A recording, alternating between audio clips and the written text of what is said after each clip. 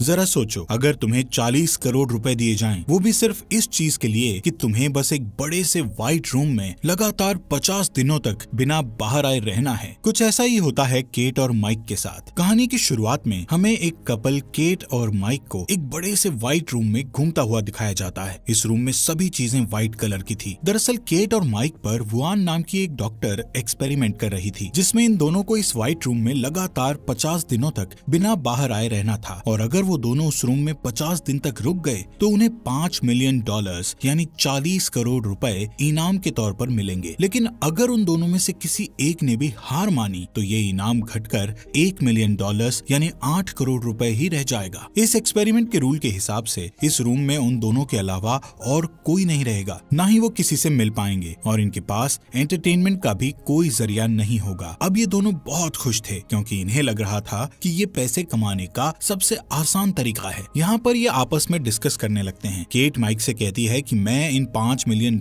से अपने सारे सपने पूरे करूंगी। वहीं माइक इन पैसों को पार्टीज में उड़ाने का प्लान बनाता है और केट से कहता है कि इतना पैसा आने के बाद हमें कभी भी पैसों के बारे में सोचना नहीं पड़ेगा। थोड़ी देर बाद उनको एक AI डिवाइस की आवाज आती है, जो उन्हें यहाँ के रूल्स के बारे में बताती है कि अब वो लोग एक इमैक्युलेट रूम में हैं। इस रूम में उनके पास सिर्फ एक बेड, एक बेंच और एक सिंपल सा बाथरूम था, जहाँ पर एक मॉनिटर लगा हुआ था, जिसमें इस रूम में रहने के सारे रूल्स लिखे हुए थे, जिनमें से एक रूल ये लिखा हुआ था कि एक टाइम पर एक ही इंसान बाथरूम का इस्तेमाल कर सकता है। यहाँ दीवार पर एक रेड बटन भी था, जिसको प्रेस करके उनमें से कोई भी हार मानकर यहाँ से बाहर जा सकता था। वहाँ लगे मॉनिटर पर टच करके वो लोग अपने लिए खाने पीने का सामान मंगा सकते थे, और एग्जिट डोर के ठीक ऊपर एक बड़ी सी क्लॉक लगी हुई थी, जिसमें उनके 50 दिनों का टाइमर चल रहा था। इस रूम में कैट और माइक के लिए डेली न्यूट्रिशन का एक डिजाइनर बॉक्स आता था, जिसमें उनके खाने पीने का सामान होता था। रूम की लाइट्स रात होने पर ऑटोमेटिकली ऑफ हो जाती और सुबह होने पर ऑटोमेटिक ऑन भी हो जाती थी। इस रूम में समय के साथ साथ सुबह, दोपहर, शाम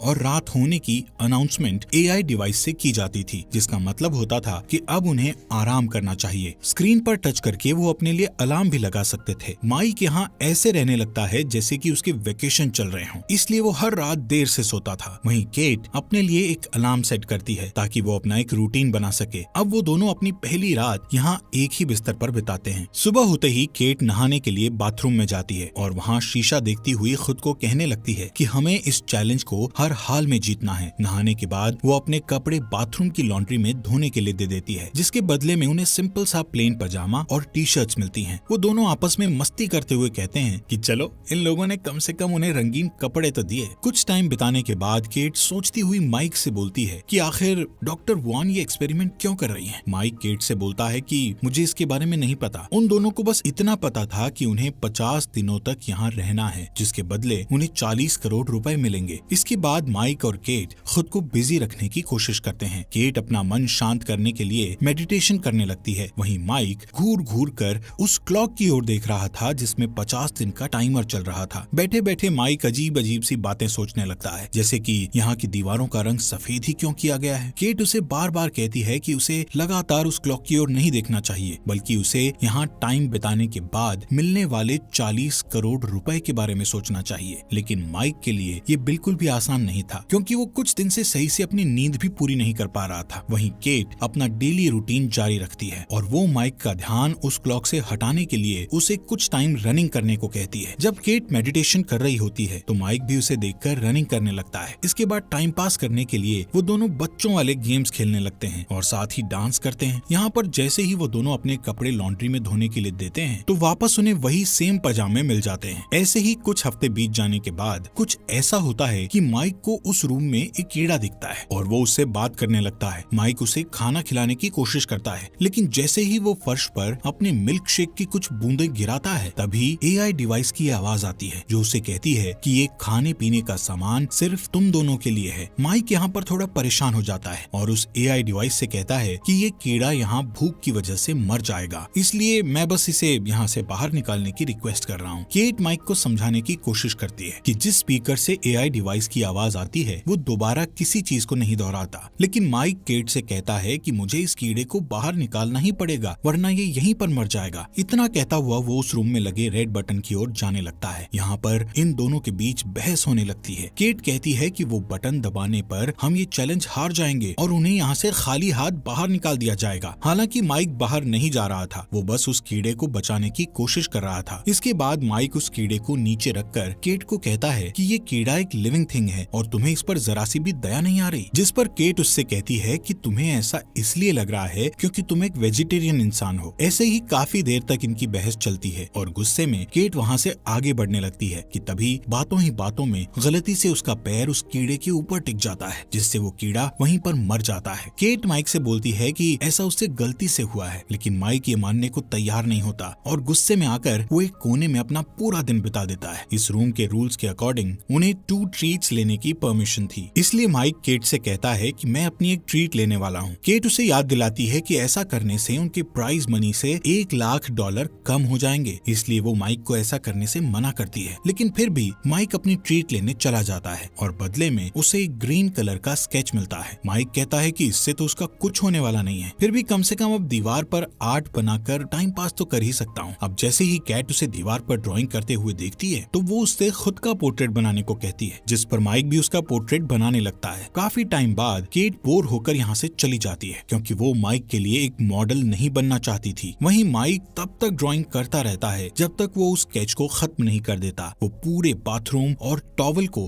ग्रीन स्केच से पूरा भर देता है। इस वजह से केट बहुत परेशान हो जाती है और माइक से अपने पहले के रूडली बिहेवियर के लिए सॉरी बोलती है। लेकिन यहाँ पर इन दोनों के लिए एक अच्छी बात ये थी कि अब 50 में से सिर्फ 20 दिन ही और बचे थे। ऐसे ही इनके इस रूम पे दिन बीतते जाते हैं और एक सुबह अचानक केट को बाथरूम में एक गन मिलती है। ये दोनों हैरान और परेशान हो जाते हैं कि ये गन आखिर यहाँ कैसे आई। बाथरूम से वो गन उठाकर ये दोनों बेड के नीचे फेंक कर उसे छुपा देते हैं क्योंकि AI डिवाइस ने उन्हें लॉन्ड्री में कपड़ों के अलावा और कोई चीज देने से सख्त मना किया था। कुछ दिनों बाद इन्हें कुछ रिवॉर्ड मिलता है जिसमें इनको एक फैमिली और फ्रेंड्स के मैसेज दिखाए जाते हैं। माइक अपनी सिस्टर का मैसेज देखता है जो उसे बताती है कि वो कैसी है और मॉम डैड कैसे हैं। अपनी बहन को देखकर माइक बहुत खुश होता है, लेकिन जब केट को उसके डैड का वीडियो मैसेज दिखाया जाता है तो उसके डैड कहते हैं कि अब वो रोड पर नहीं बल्कि एक शेल्टर में रह रहे हैं। केट उस वीडियो को रुकवाना चाहती थी, लेकिन उसके कई बार कहने पर भी वो वीडियो नहीं रुकता। तभी वो बाथरूम की ओर जाती है और वहाँ जोर जोर से रोने लगती है। माइक उसे चुप कराने की कोशिश करता है। इसके थोड़ी देर बाद वो दोनों एक साथ लिपट कर सो जाते हैं। अब जैसे ही सुबह अलार्म बजता है तो केट बेड से नहीं उठती क्योंकि वो डिप्रेशन में चली गई थी। जब माइक उससे ना उठने की वजह पूछता है तो वो उसे बताती है कि उसने अपने डैड को कई सालों बाद देखा था और वो हमेशा माइक से झूठ बोलती रही कि उसके डैड नहीं है क्योंकि वो अपने डैड को लेकर बहुत शर्मिंदा थी। वो माइक को बताती है कि उसके डैड बहुत ज्यादा ड्रिंक करते थे और उसके स्कूल की फीस भी नहीं भरते थे। माइक केट से कहता है कि अब हमारे इस रूम में 50 दिन पूरे होने में सिर्फ 2 ही हफ्ते बचे हैं, लेकिन केट अभी भी बेड पर ही पड़ी हुई थी। माइक उसे एंटरटेन करने के लिए नए नए तरीके आजमाता है, लेकिन इससे कैट पर कोई असर नहीं होता और फिर वो खुद भी कैट के साथ बेड पर लेट जाता है, लेकिन इससे भी कैट को कोई फर्क नहीं पड़ रहा था। ये देखते हुए माइक जमीन पर जाकर लेट जाता है। नेक्स्ट डे माइक केट को उनकी बची हुई एक और ट्रीट लेने के लिए कहता है, लेकिन केट उसे ये कहकर मना कर देती है कि वो और पैसों को खोना नहीं चाहती, जिससे माइक फ्रस्ट्रेट हो जाता है क्योंकि उसे लगता है कि अब वो केट की मदद नहीं कर पाएगा। कि तभी केट बेड से उठती है और माइक से उसकी दूसरी ट्रीट मांगने के लिए कहती है, भले ही उनका $1 मिलियन का नुकसान हो जाए। तभी माइक दूसरी ट्रीट के लिए मॉनिटर पर टच करता है, जिससे उस रूम का डोर ओपन होता है और एक नेकेड लेडी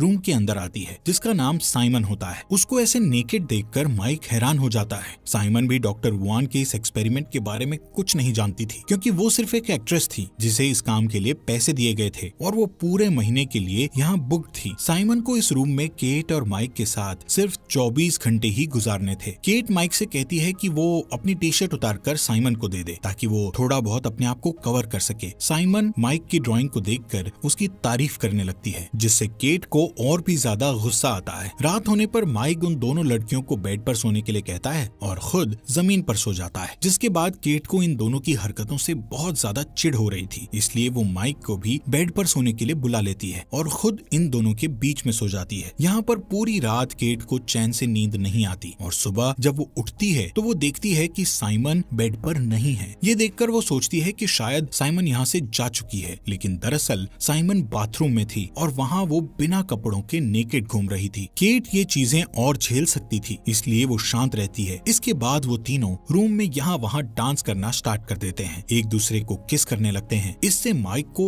इतना ज्यादा नशा चढ़ जाता है कि उसे हेलुसिनेशन होने लगते हैं। उसे अपने हर तरफ खून ही खून दिखता है। माइक अपने आप को पानी में डूबता हुआ देखता है। वहीं पानी में उसे अपना छोटा भाई भी दिखता है जो उसके साथ ही डूब रहा था। इसी बीच केट और साइमन माइक को होश में ले आती हैं, लेकिन वो अभी भी पैनिक कर रहा था और जोर जोर से रोने लगता है। वो बार बार एक ही चीज रिपीट कर रहा था कि मेरे भाई शॉन को डूबने से बचा लो। केट उसे किसी बेड पर ले जाकर सुला देती है, जिसके बाद साइमन केट से पूछती है कि वो और माइक कैसे मिले थे, जिस पर केट बताती है कि वो लोग एक बारिश वाले दिन मिले थे। उसके पास अम्ब्रेला नहीं थी। तभी माइक उसके पास आया और उसने उसे भीगने से बचाया। यहाँ पर ये दोनों आपस में ऐसे काफी टाइम बातचीत करती रहती हैं। थोड़ी देर बाद माइक जग जाता है और साइमन के पास जाकर बैठ जाता है, जहाँ वो दोनों अपनी अपनी लाइफ के बारे में बातें करने लगते हैं। साइमन बताती है कि उसने अपनी मदर को बचपन में ही खो दिया था। यहाँ पर ये दोनों अपने अपने फैमिली मेंबर्स के गम को शेयर करने लगते हैं, जिससे इन दोनों के बीच बॉन्ड और अच्छा हो जाता है। साइमन माइक का हाथ पकड़कर उसे रिलैक्स फील करवाती है कि तभी पीछे से केट आकर उन दोनों को एक दूसरे का हाथ पकड़े हुए देख लेती है। अब केट का गुस्सा 7वें आसमान पर चला जाता है, क्योंकि वो पहले से ही उन दोनों की नजदीकियों को बहुत झेल रही थी। केट साइमन को बोलती है कि तुम शुरू से मेरे बॉयफ्रेंड को मुझसे छीनने की कोशिश कर रही हो। इस बात पर साइमन भी केट पर गुस्सा हो जाती है और बोलती है कि तुम एक इनसिक्योर लड़की हो जिसे अपने बॉयफ्रेंड पर जरा सा भी विश्वास नहीं है। यहाँ पर ये दोनों एक दूसरे पर चिल्लाना शुरू कर देते हैं। तभी माइक गुस्से में आकर इन दोनों पर चिल्लाता है और यहाँ से जाने लगता है। थोड़ी देर बाद केट साइमन से माफी मांगने की कोशिश करती है, लेकिन साइमन उसके गुस्से को ये कहकर और भड़का देती है कि उसने माइक के साथ ऐसा